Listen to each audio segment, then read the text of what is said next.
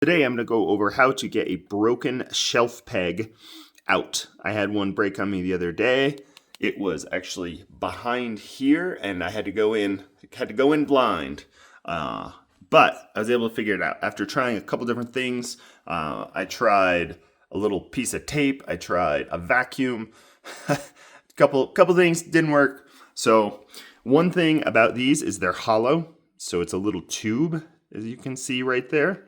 So it's a hollow tube, thank goodness. I got my replacement shelf pegs. I'll have a link in the description to the plastic and metal ones. But what I found was a thin screw like this, a thin steel screw, either like a drywall screw or something like this, was small enough to get in and actually bite to get it out. So let's take a look at that. So here we have our broken peg.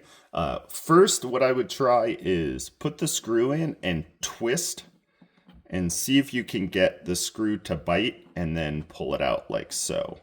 So I was able to do it without hammering it. But if the peg's in there and you can't get it to pop out, then what I would do is just give it a light tap. Give it just a little, and then pull it out. You don't have to go hard. What you don't want to do is for this to break in the hole. You want it to be able to come out. So a couple light taps. And I think the hardest part is when the hole is deeper and this gets pushed in. You just have to feel around to find the hole where the screw can go in. But that is how I removed a broken shelf peg. I'm going to start replacing these with metal shelf pegs. If you are a carpenter with like 400 years experience and there's an easier way, let me know. And we'll see you next time. Leave a comment if this was helpful.